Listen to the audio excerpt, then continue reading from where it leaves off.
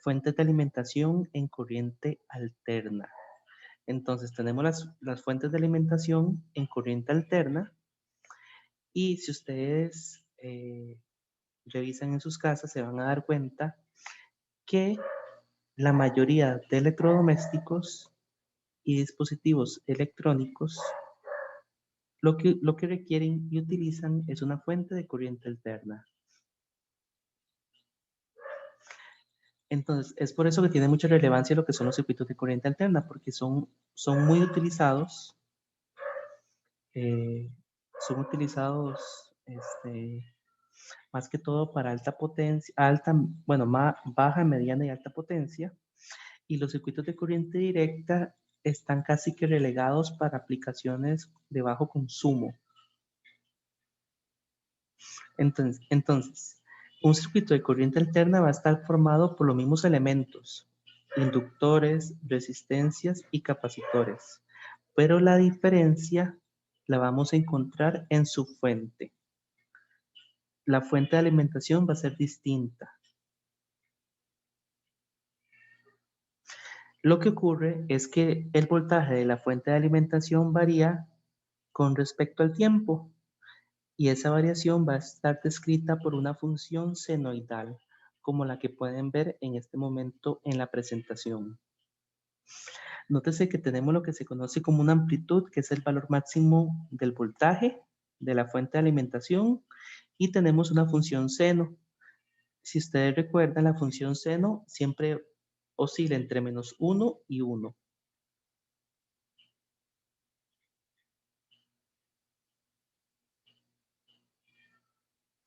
Entonces, esta función de voltaje va a oscilar entre menos esta amplitud y más esta amplitud. Y esas oscilaciones van a estar determinadas en el tiempo por la frecuencia angular, que es el número de radianes por segundo. Entonces, la mayoría de electrodomésticos que ustedes tienen en sus casas están siendo alimentados por una fuente senoidal, una fuente de corriente alterna, que ya vimos que está caracterizado por una amplitud y por una frecuencia angular, de la cual podemos derivar lo que se conoce como periodo. El periodo es el tiempo que le toma a esta señal completar un ciclo y volver a repetirse. Entonces, aquí hay algo curioso, ¿verdad? Nótese que este voltaje en algún momento es cero, en algún momento es negativo, vuelve a cero y otra vez es positivo. Entonces, nótese que si ustedes tienen un bombillo incandescente o de hecho cualquier fuente, cualquier dispositivo conectado a corriente alterna, ese elemento en algún momento tiene 0 voltios.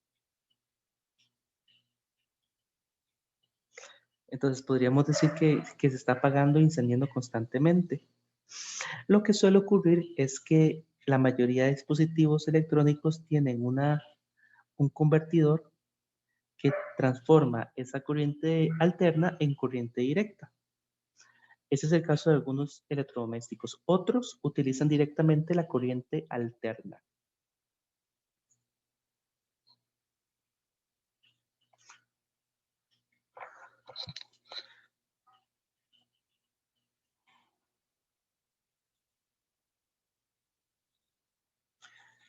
Ok, hablemos de los circuitos de corriente alterna.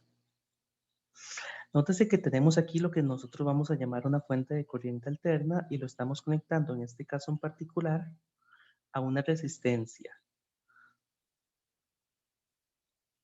Y afortunadamente podemos aplicar la ley de Ohm de la misma forma que la aplicamos para circuitos de corriente directa. Si aplicamos la ley de Ohm, podemos obtener la corriente a través de este circuito y esa corriente va a ser también senoidal.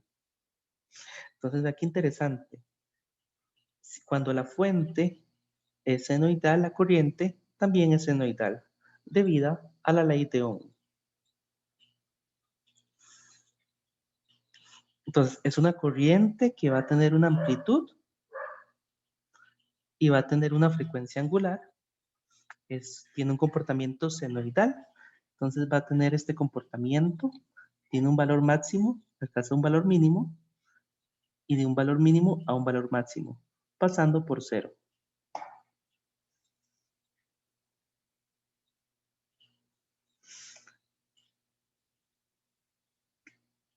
Este circuito que ustedes ven acá es posiblemente el circuito que tenemos nosotros en las casas.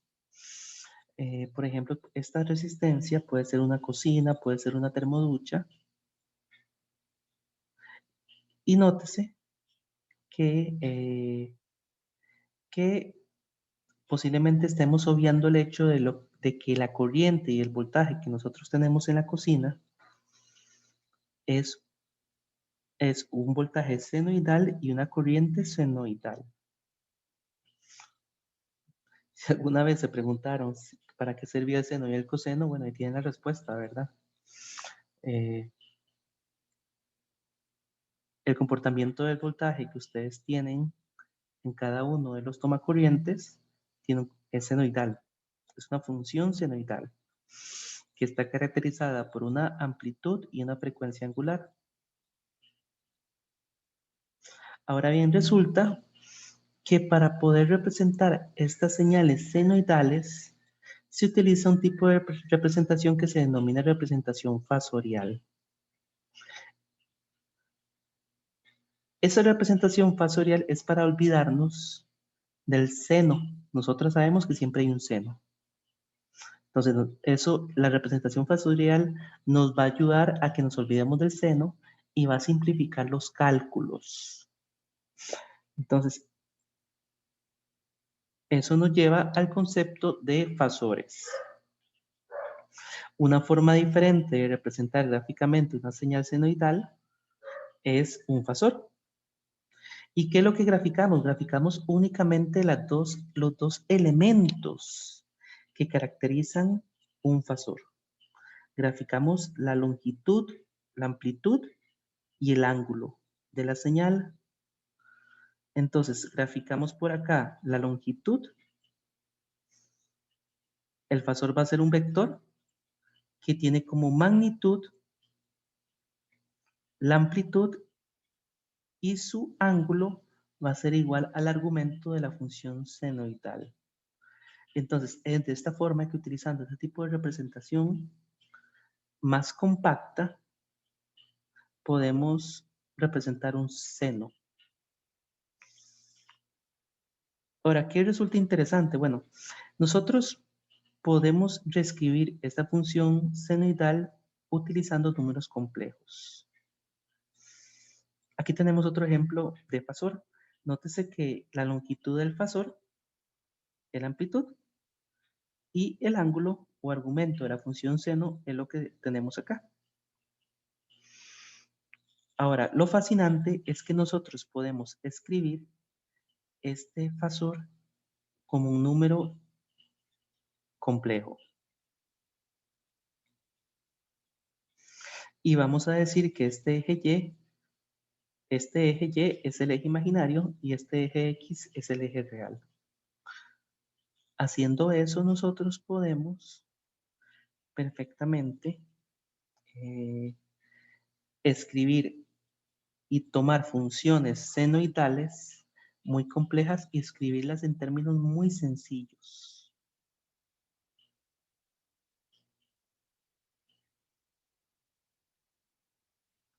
Entonces,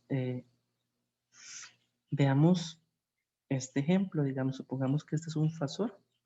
De hecho, lo es. Nótese que tenemos por acá, usualmente a la hora de hacer el cálculo del número imaginario, nosotros omitimos omega t y dejamos nada más, digamos, el ángulo. Omega t está implícito. Tenemos 20 grados y tenemos una longitud de 2 y vamos a calcular el fasor correspondiente. Tenemos un número imaginario y un número complejo.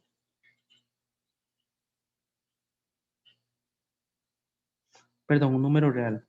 Un número real y un número imaginario.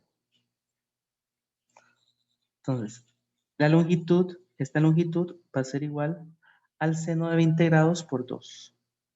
¿Eso cuánto nos daría?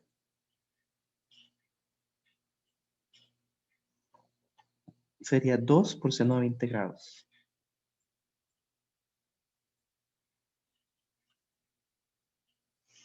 ¿Cuánto me daría eso? ¿Cuánto me daría ese cálculo? Nos dice que estamos en el eje imaginario, entonces tenemos que poner una J o una I, indicando el número imaginario.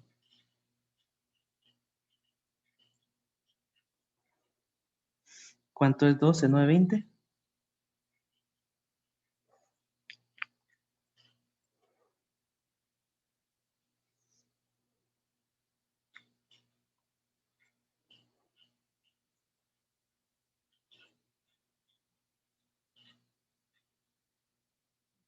¿Alguien que quiera hacer el cálculo?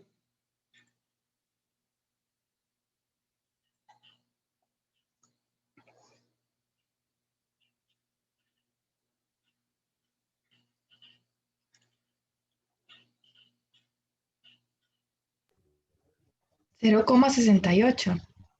¿Cuánto? 0,68, sí, Cero correcto. coma 60. Entonces sería 0,68 J. Y ahora calculemos la parte real del fasor. En lugar de poner seno, ponemos coseno. ¿Y cuánto daría?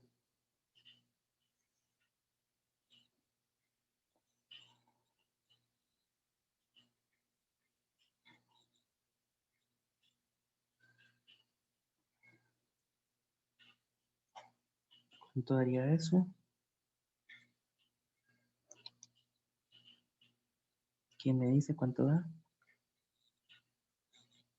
Ok. Me parece que da 1,88. Entonces tenemos aquí una parte imaginaria y una parte real.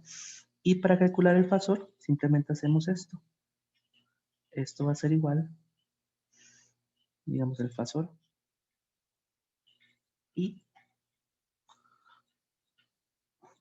podemos poner un sombrerito a la I para indicar que es un fasor.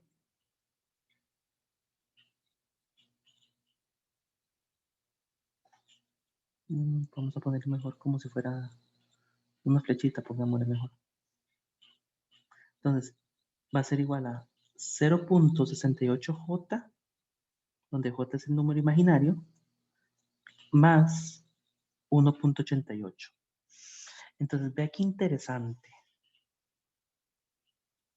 En lugar de escribir la función de esta forma, la hemos decidido escribir en forma fasorial. Ahora, yo les pregunto, ¿qué es más fácil? ¿Sumar dos senos o sumar dos fasores? Bueno, más adelante se darán cuenta que sumar fasores es más fácil. De hecho, multiplicar fasores es más sencillo es mucho más sencillo. Multiplicar y dividir fasores es mucho más sencillo que multiplicar y dividir senos. Entonces, esa es la magia de la representación fasorial. Estamos tomando una función senoidal y le estamos simplificando. Ahora bien, sí, hablemos un poquito más de este circuito que vimos al principio.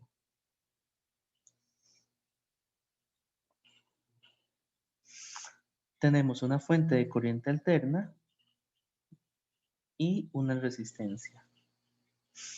Si nosotros graficamos este sistema en el dominio del tiempo, tenemos esto que está a la izquierda, la gráfica de la izquierda. Entonces tenemos el voltaje y también tenemos la corriente. Ambas son funciones senoidales. Pero en forma fasorial es mucho más sencillo. Vamos a observar tanto el fasor voltaje como el fasor corriente. Ambos están a un ángulo de omega t.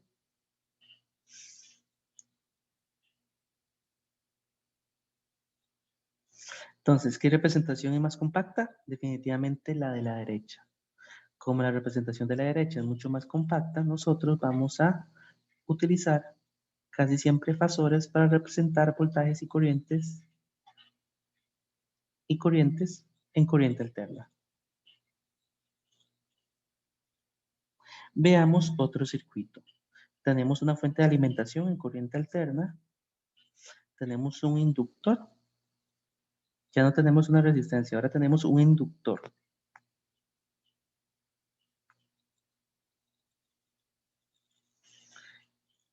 Y lo que vamos a hacer es, bueno, vamos a utilizar esta ecuación que tenemos acá. Y vamos a tomar este voltaje y lo vamos a derivar.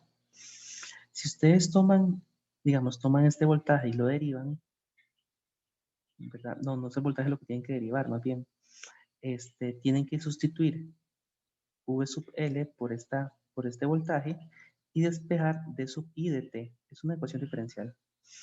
Si ustedes despejan la corriente que pasa por acá, obtienen este valor. Nótese lo siguiente, nótese que esta corriente sigue siendo senoidal, pero tiene una amplitud, digamos, esta es la corriente que pasa por acá, tiene una amplitud que depende de la frecuencia angular y del valor de la inductancia. Y nótese además que el ángulo ha cambiado. En el circuito con la resistencia era omega t, pero en este caso le estamos restando pi medios, que son 90 grados. Entonces, eso lo que quiere decir en el dominio del tiempo es lo siguiente. Significa que la corriente está atrasada con respecto al voltaje. Entonces, decimos que la corriente se atrasa al voltaje en un cuarto de ciclo. Eso se representa mucho mejor si nosotros ponemos un ángulo de 90 grados entre el fasor voltaje y el fasor corriente. Nótese que el voltaje está en adelanto y la corriente está a 90 grados en atraso. Entonces, nótese cómo la representación fasorial nos ayuda perfectamente a entender el comportamiento de ese circuito.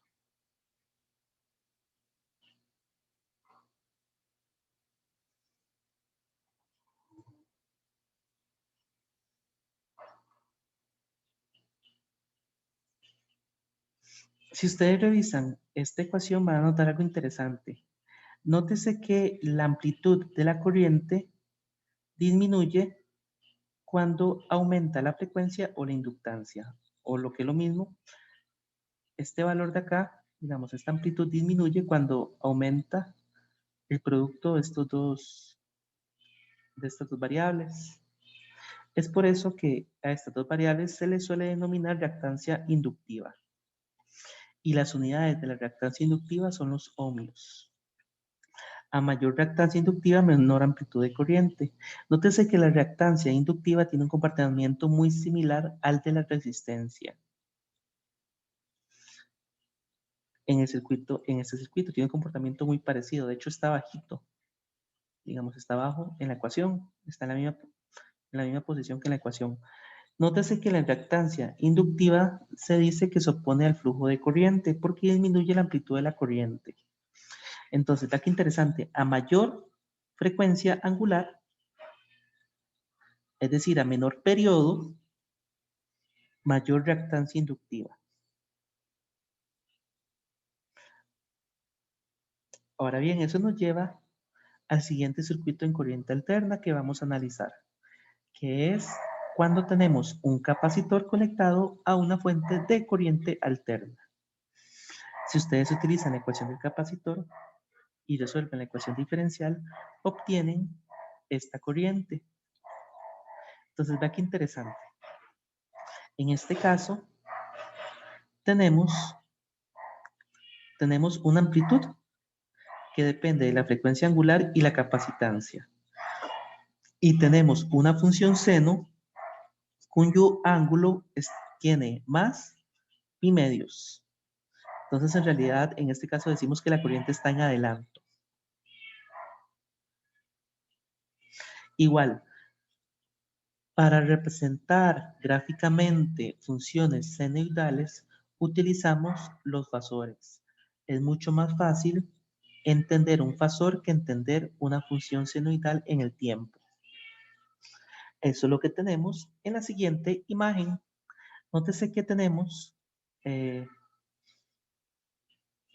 la corriente que se adelanta un cuarto de ciclo con respecto al voltaje, y eso lo observamos en el diagrama fasorial. Aquí tenemos el fasor corriente y aquí el fasor voltaje. Entonces, nótese que este se adelantó. El fasor rojo se adelantó al fasor azul. Ahora bien, al igual que ocurre con la inductancia, la capacitancia también, digamos, en el capacitor, la frecuencia angular y la capacitancia tienen un impacto en la amplitud de la corriente. Es por eso que al recíproco de la frecuencia angular por la capacitancia se le llama reactancia capacitiva. Nótese que a mayor reactancia capacitiva, menor amplitud de la corriente. Nótese que la reactancia capacitiva tiene el mismo comportamiento que la reactancia inductiva y que la resistencia, pues se disminuyen la amplitud de la corriente. ¿Alguna pregunta hasta acá?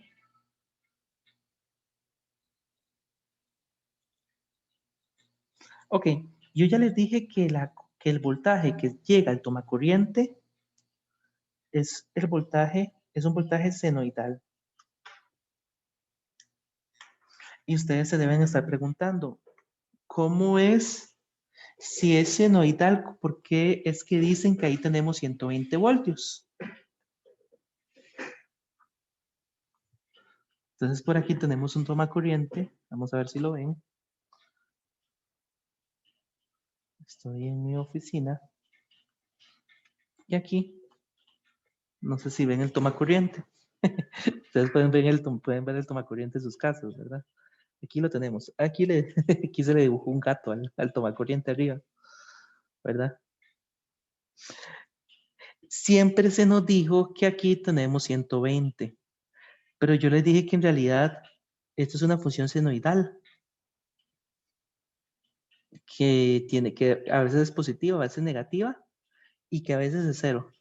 Entonces ustedes se estarán preguntando de dónde salen los 120.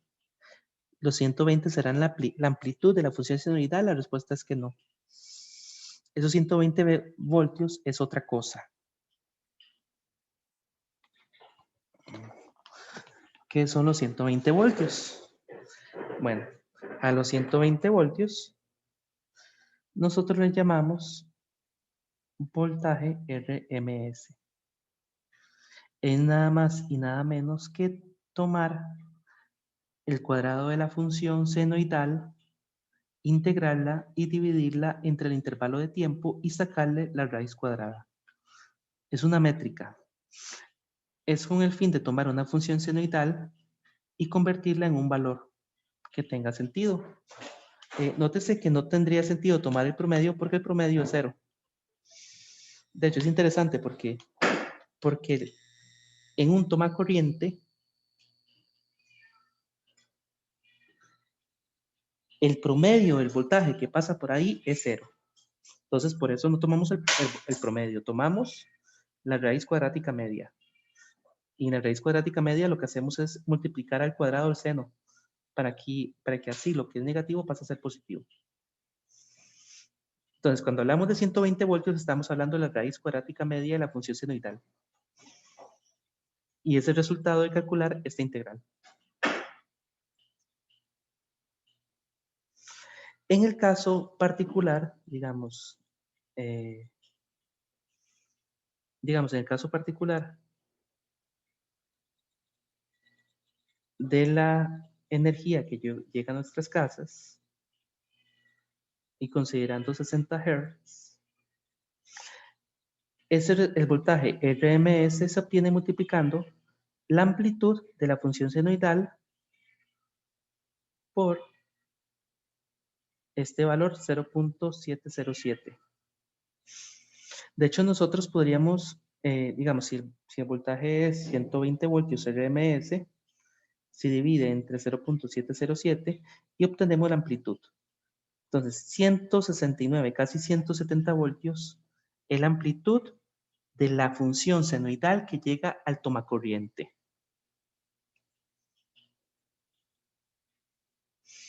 Ok, habiendo visto eso, ya estamos listos para analizar un circuito más complejo y es el circuito RLS, pero en corriente alterna. Recordemos que aquí estamos analizando el circuito en corriente alterna, no en corriente directa.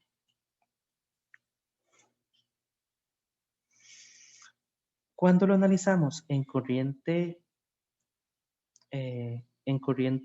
alterna, tenemos, digamos, aquí lo que es la función de voltaje, nada del otro mundo, pero lo que sí resulta diferente de calcular es la corriente. Nótese que la corriente tiene una amplitud y tiene un ángulo de desfase. Este ángulo phi se calcula a partir de las reactancias inductivas y capacitivas y la resistencia. Y de forma similar calculamos la amplitud de la corriente. Entonces, cada uno de los elementos pasivos que constituyen este circuito aporta al cálculo de la corriente.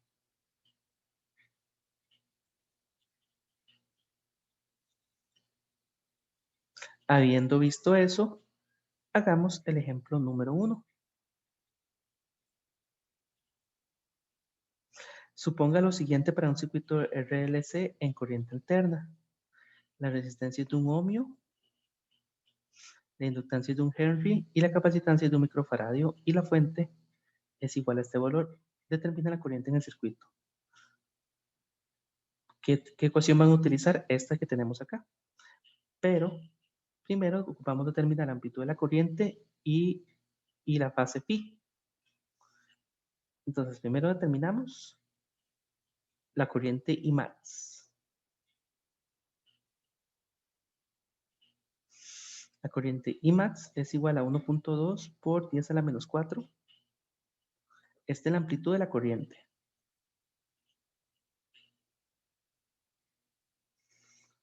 Y también calculamos el ángulo de fase, que nos da menos 90 grados. Entonces, con el ángulo, con la amplitud de la corriente y el ángulo de fase, obtenemos la corriente del circuito. Para este caso en particular. Nótese que la corriente sigue siendo una función senoidal y que en este caso, en un circuito RLC, siempre utilizamos el mismo conjunto de ecuaciones, al menos en este curso. Ahora bien, todos estos cálculos que hicimos acá se pudieron haber hecho utilizando números complejos. Pero los números complejos se suelen utilizar cuando tenemos más elementos en el circuito, de hecho. Los ingenieros eléctricos y los ingenieros industriales en algún momento ven esto con números complejos, porque los números complejos son los que les permiten tratar circuitos más complejos que este. Por ahora nosotros únicamente yo quería explicarles cómo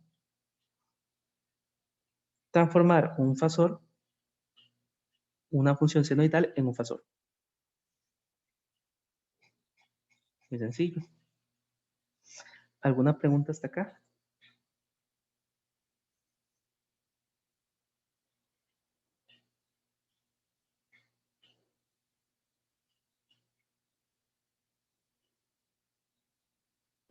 No, profe, todo claro.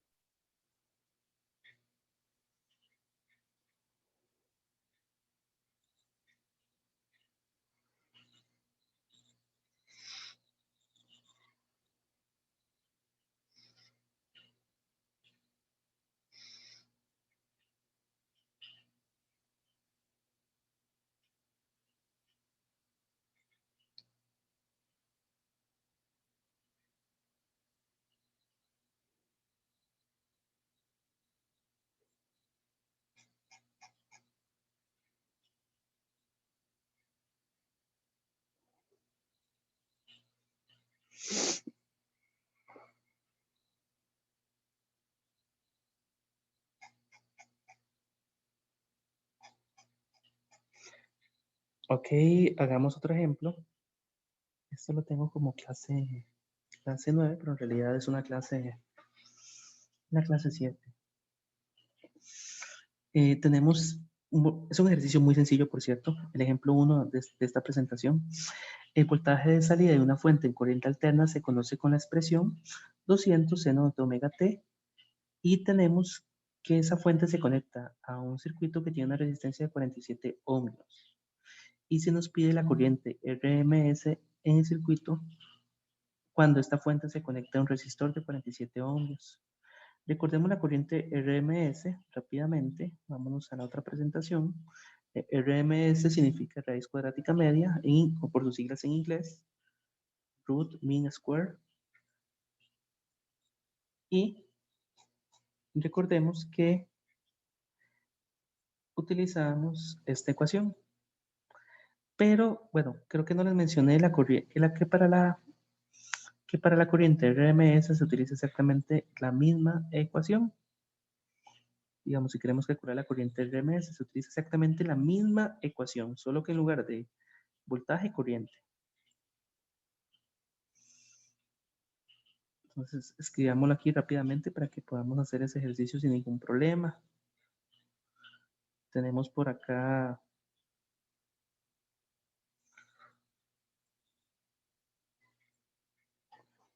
corriente RMS, que es lo que queremos calcular.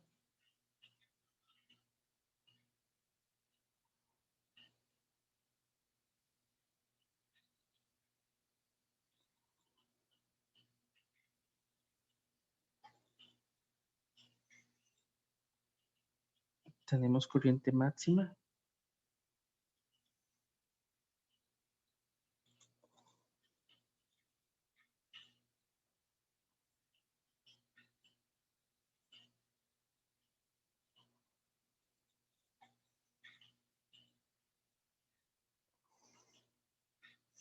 Y bueno, esa es la ecuación que tendríamos que utilizar en este caso. Muy sencillo. Entonces, muy fácil resolver este ejercicio. Básicamente calculamos la corriente.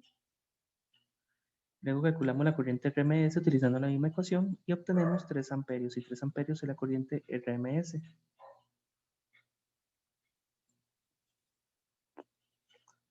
Ahora bien, a continuación vamos a seguir hablando un poco más de los circuitos sin corriente alterna.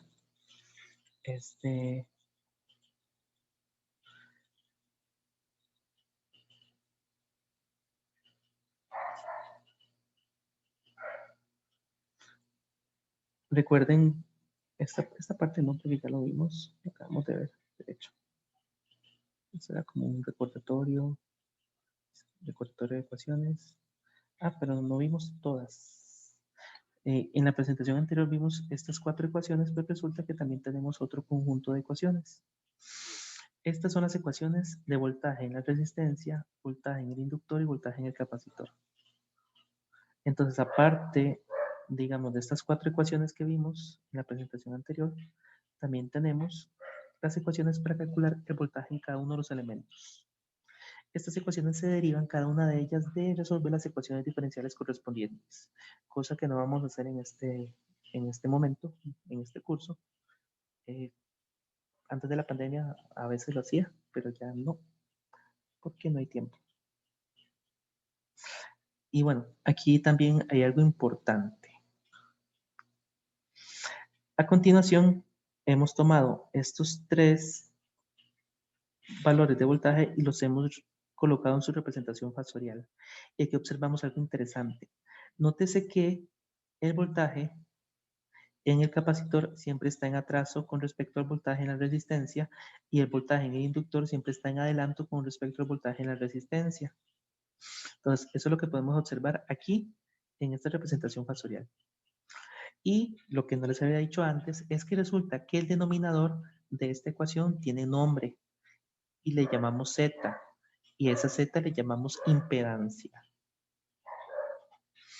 La impedancia, verán esos cursos de electrotecnia o más adelante en cursos de electrónica, creo que la gente de ingeniería mecánica lleva también cursos de electrónica, van a ver que la impedancia es en realidad un número complejo. Entonces, eso que se está calculando acá es la magnitud de ese número complejo, la norma de ese número complejo. Y bueno, en un circuito de RLC, recordemos, bueno, lo interesante del fasor es que un fasor es un vector, pero un vector que siempre está girando. Entonces, es por eso que hay veces que se dibuja de esta forma o de esta otra manera. Es que ellos siempre están girando. Entonces, ambas representaciones son válidas. Usualmente preferimos la segunda porque es más fácil de dibujar. Y el concepto de impedancia nos lleva a la forma generalizada de la ley de Ohm. Nótese cómo la amplitud de voltaje me permite calcular la amplitud de corriente.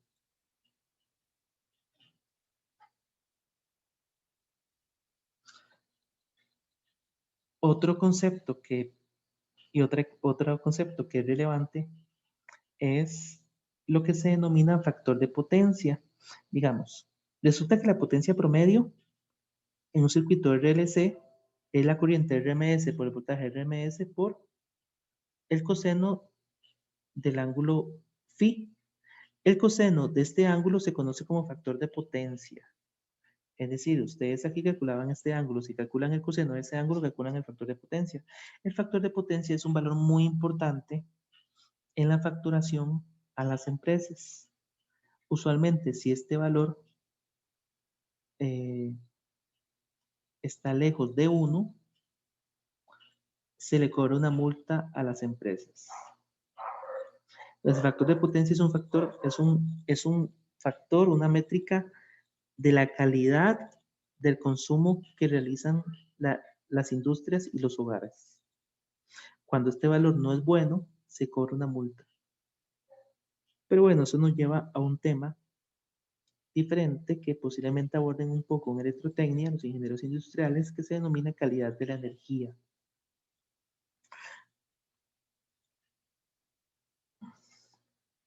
Veamos el ejemplo número 2. Tenemos un circuito RLC en serie que tiene estos valores y está conectado a una fuente que tiene una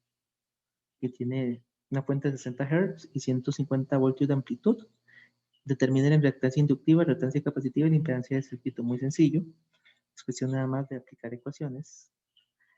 Algo aquí que quería comentarles es que resulta que en cualquier sistema o cualquier circuito eléctrico la reactancia inductiva es indeseable. Y cuando hay mucha reactancia inductiva, eso se le cobra al cliente. Eso no lo van a ver en las facturas, digamos, en las facturas residenciales, lo van a ver más que todo en facturas con tarifas industriales o comerciales. Entonces, muy fácil, calculamos la reactancia inductiva, la reactancia capacitiva y luego calculamos la impedancia.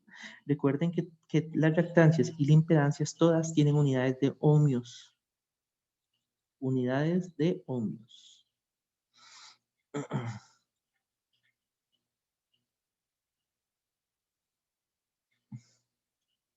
Ahora bien, veamos esta ecuación que tenemos acá. ¿Qué pasa si la reactancia inductiva es igual a la reactancia capacitiva? ¿Qué pasa con la impedancia? ¿Quién me dice? ¿Qué pasa si la reactancia capacitiva es igual a la reactancia inductiva? ¿Cuánto vale esta resta?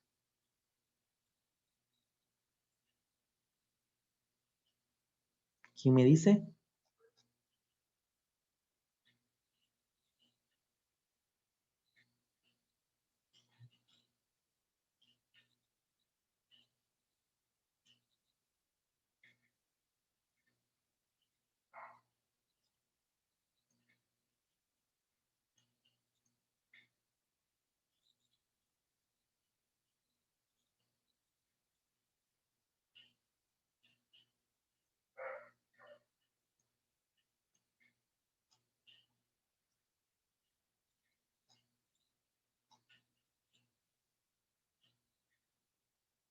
Ok, resulta que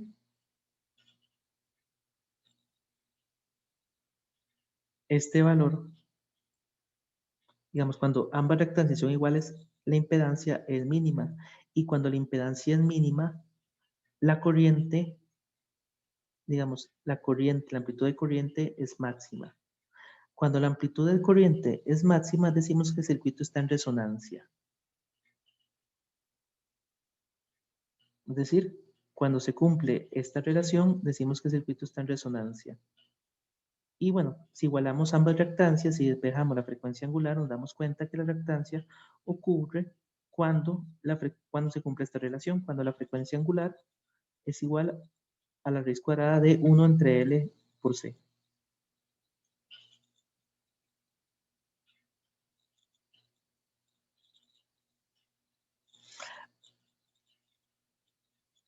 Ahora bien, resulta que además de los tres elementos que vimos, resistencia, inductancia y capacitancia, existe otro elemento que se construye utilizando dos inductores que comparten el mismo núcleo. Entonces tenemos dos inductores que comparten el mismo núcleo magnético. Entonces este es un material magnético que pasa a través de ambos inductores. Cuando nosotros armamos este sistema, nótese que lo que conecta, digamos, este inductor con este otro inductor es un flujo magnético a través del material, de este material que es un material magnético. Para ser más precisos, es un material ferromagnético. A este dispositivo que consta de dos inductores, dos bobinas, entrelazadas a través de un mismo material ferromagnético se le denomina transformador.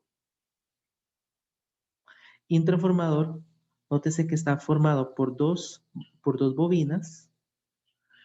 La bobina 1, a esta bobina que está cerca de la fuente se le llama primario, y a la bobina que está conectada a la carga o la resistencia se le denomina secundario.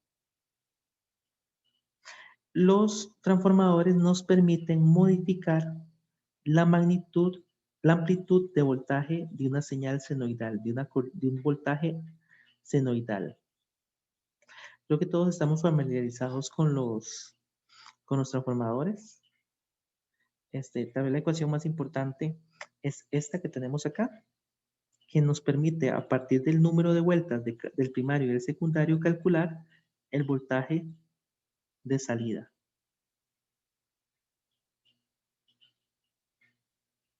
Eso nos lleva a la actividad asincrónica número 6.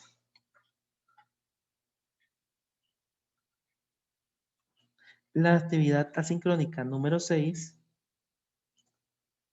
va a ser simple y llanamente salir de la casa con seguridad y tomar una fotografía de un transformador. Nótese que la fotografía no tiene que ser cerca, no se van a subir un poste para tomar esa foto. Simplemente es una fotografía que asegure, digamos, digamos que considere la seguridad del estudiante.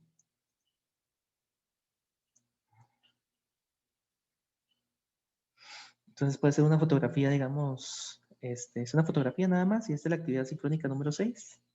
Es solamente para que saquen un poco y le tomen una fotografía a un transformador y, Ok. y eso sería nada más, esa actividad muy sencilla. Dígame. Profe, esta iría anexada a los otros dos ejercicios que era para para esta semana, pero se habían movido, o este vendría siendo como la actividad sincrónica 7. Ay, no, es que hemos hecho 6. Déjeme ver, no Es hemos... que había una que se había movido. Entonces, Sí, eso. pero el número sigue siendo la misma. Creo que era la 4. Ya les digo cuál era.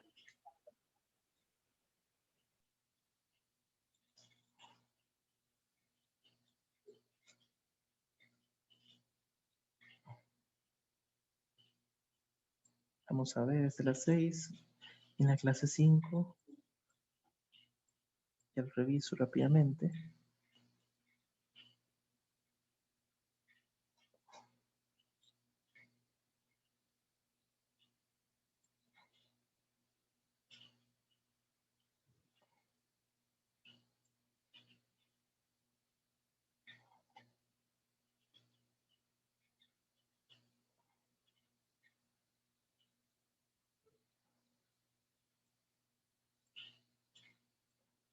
Problema 1, problema 2.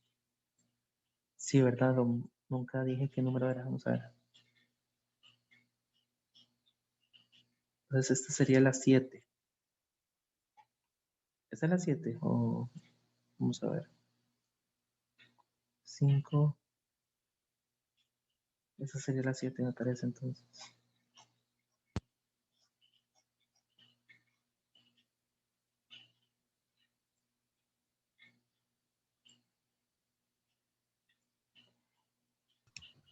Profe, pero yo creo que la que se corrió fue la 4 y después esta semana se entrega la 5 y la 6 se entregaría la siguiente semana. Entonces estaría bien. Sí, sería 6. Sí, no tengo ningún... Sí. Sí, creo que sí tiene razón. Profe, y si nosotros le habíamos enviado la otra como actividad sincrónica 4, pues se lo habíamos mandado antes de que se hiciera el cambio, ¿se la reenviamos como actividad sincrónica 5 o podría quedarse así? No, 4. Porque la actividad sincrónica 5 fue la que fue la de la clase anterior.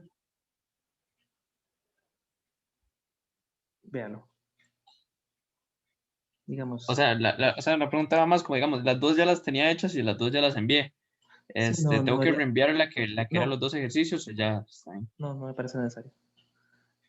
Ok, gracias. Esta debería ser la 6, entonces, más bien. Sí, esa sería la 6. Básicamente tomar una fotografía ante el formador y eso sería todo. Y eso sería la clase por el día de hoy. Nos veríamos el viernes en la mañana.